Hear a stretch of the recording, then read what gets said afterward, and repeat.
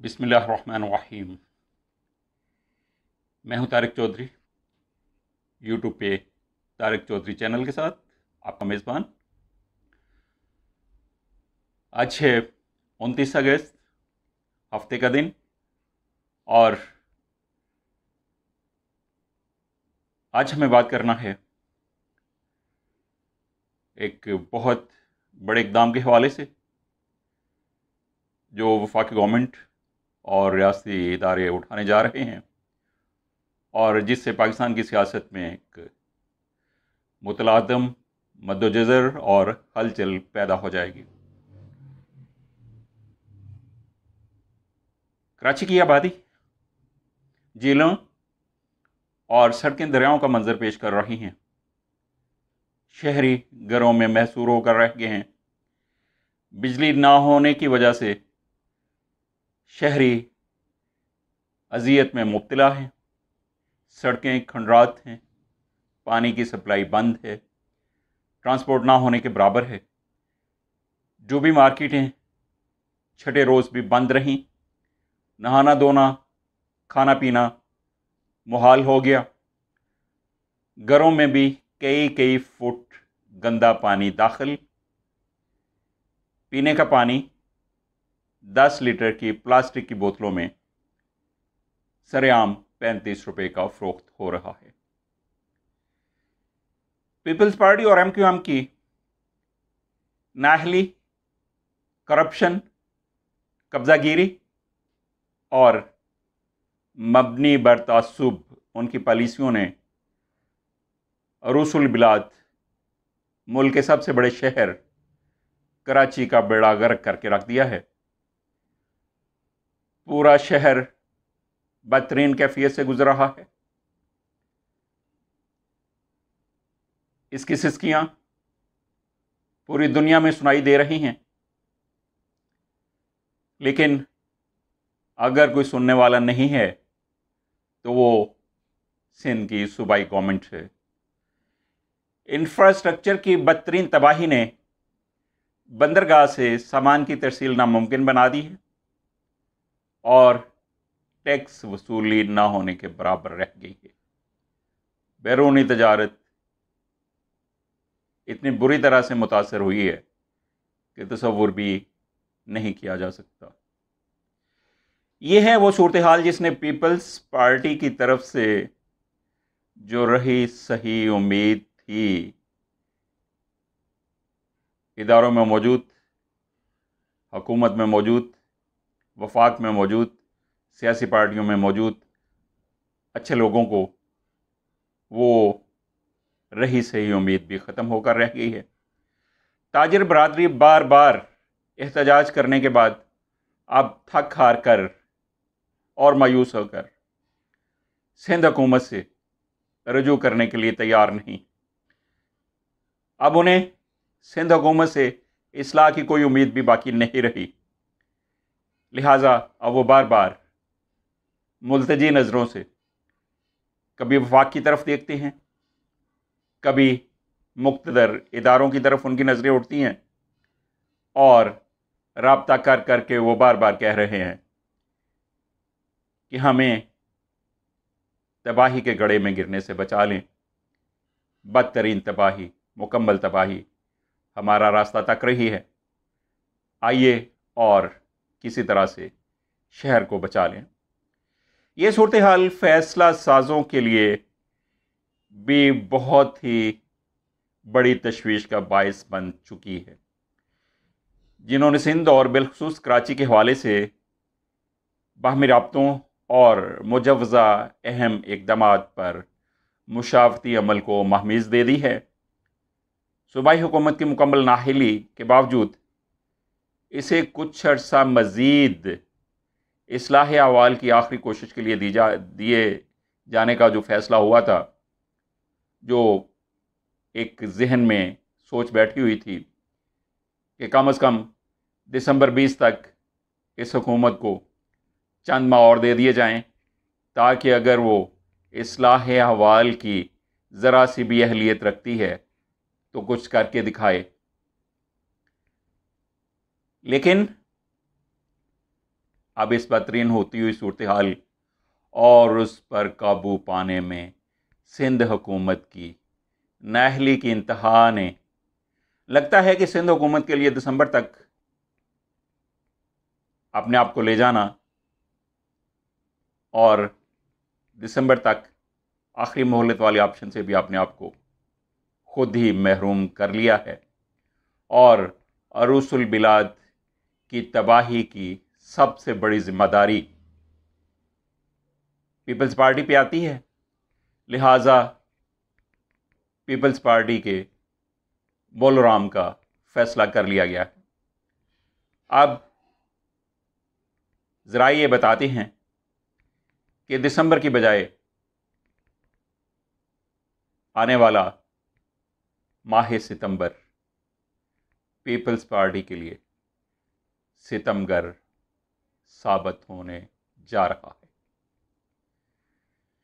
कराची को एमक्यूएम के दहशतगर्दों से आज़ादी मिलने के बाद ये तवक्को की जा रही थी सूबाई हुकूमत से कि वो शहर में कारोबारी सरगर्मियों में तोसी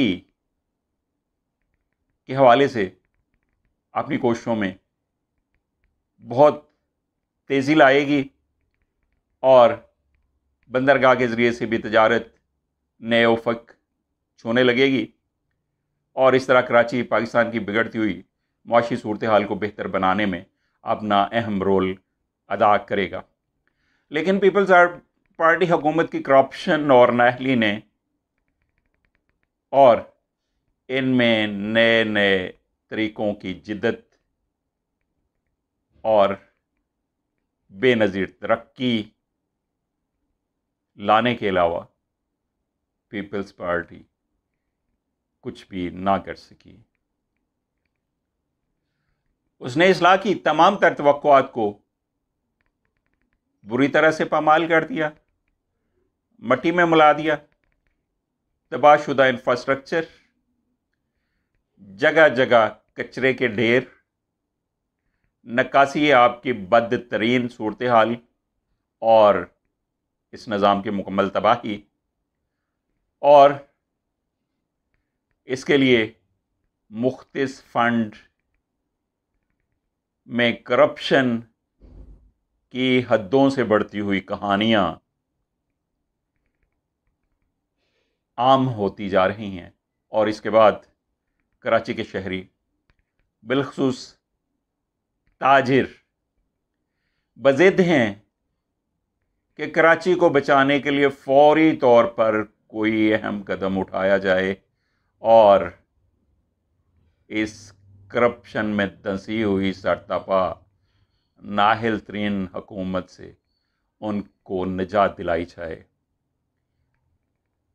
अगर इस तरह से ना हो पाया तो ये शदीद ख़दशा है कि सरमाए का बदतरीन इनखला कराची का मुकद्दर ना बन जाए और इसमें जो रही सही थोड़ी बहुत रौनक बाकी बच गई है वो भी मिलियामेट होकर ना रह जाए।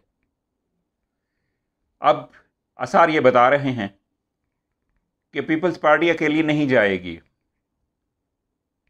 बल्कि वो अपने साथ घसीटते हुए, खींचते हुए एमक्यूएम को भी कचरे के ढेर पे ले जाएगी और ये दोनों पार्टियां कचरा पार्टियां बनने में अब सिर्फ चंद दिन की दूरी बाकी है।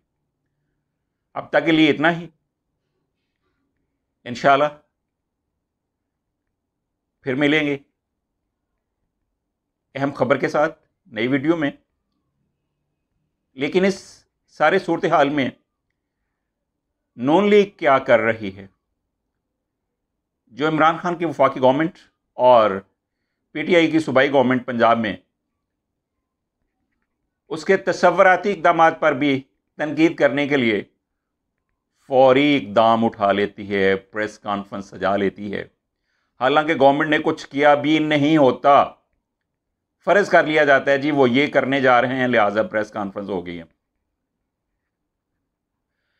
तो अब वो कराची के शहरियों को डूबते हुए देख रही है, तजारत की बदतरीन तबाही देख रही है, इंफ्रास्ट्रक्चर तबाह हो चुका, पानी नायाब है, घरों में कई कई फुट पानी खड़ा है, मार्केटें हफ्तों से बंद हैं। तो एक लफ्ज़ भी मजाल है उनके मुंह से निकला हो पीपल्स पार्टी की नाअहली के ख़िलाफ़ और पीपल्स पार्टी को इस्लाह हवाल के लिए, झंझोड़ने के लिए, क्योंकि वो ये समझते हैं कि अगर अपोजिशन की, इसे नाम नहाद अपोजिशन कहना चाहिए क्योंकि ये अपने मुफादात के असीर हैं और मौलाना फजलुर रहमान को भी इन पे यही गिला है।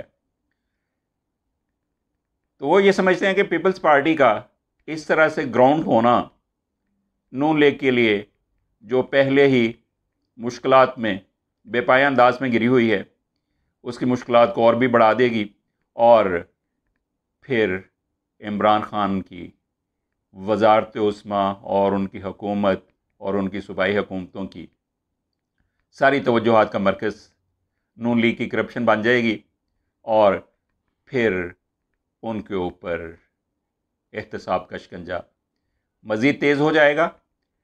लिहाजा वो पीपल्स पार्टी की बदतरीन गवर्नेंस पर अपने मुंह से एक लफ्ज़ भी निकालते हुए नज़र नहीं आ रहे और इस तरह से अंदाज़ा हो जाता है कि पीपल्स पार्टी और नून लीग ने पिछले सालों में मुक्का की सियासत करते हुए और तेरी मारी मेरी बारी के हवाले से अपनी बारियां लेते हुए और एक दूसरे पे हाथ ना डाल के जो कुछ किया, वो नून लीग की तरफ से मुंह में घुंघनियाँ डाले पीपल्स पार्टी के ख़िलाफ़ कोई भी बात करने से परहेज़ ये बता रहा है कि वो जो उन पे इल्ज़ाम था कि ये दोनों पार्टियां अंदर से एक हैं, इनका मकसद व महवर करप्शन है और लूट मार में नए नए तरीक़ों से जिद्दत लाना है और पाकिस्तान के वसाइल को लूटने के अलावा इनका कोई भी मतमाइन नज़र नहीं है।